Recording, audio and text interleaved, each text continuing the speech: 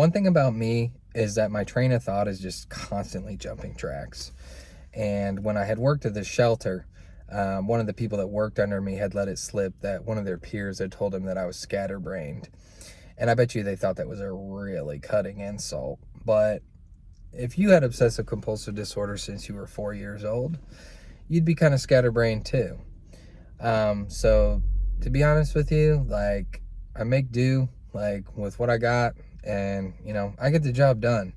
So the fact that I can function as effectively as I do is like pretty miraculous, to be honest with you. So the reason why I had precise healing on my mind in the last video was because I was thinking about these people that insist on having their dog off leash in public, as I often am.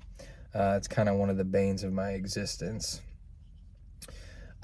So I guess it's one thing if you're going to do this at the park, like the public park, but you have to understand you're accepting the risk, like, to the public at large and your own dog, and the liability involved with that as well.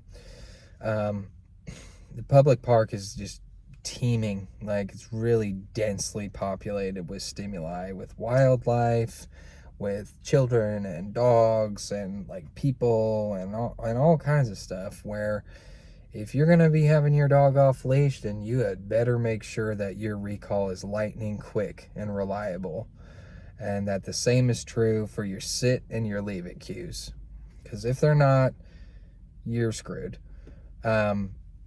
I also see this in neighborhoods, and I'm not really sure like what they're trying to prove with this.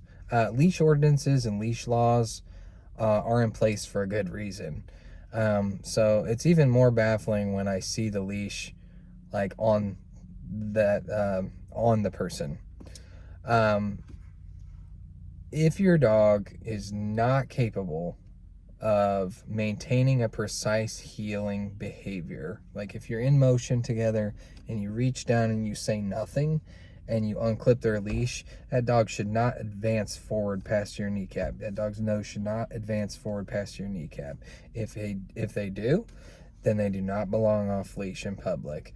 If they are sitting and you go to unclip it and they stand up, that dog does not belong off leash in public. You should be able to do this without, if you think that your dog is a good candidate for this, then that's what you should be able to do, is reach down and say nothing and unclip it, and your dog should not move. If they're sitting, if they're in motion, they should not advance forward. If you cannot say that about your dog has no business being off leash in public.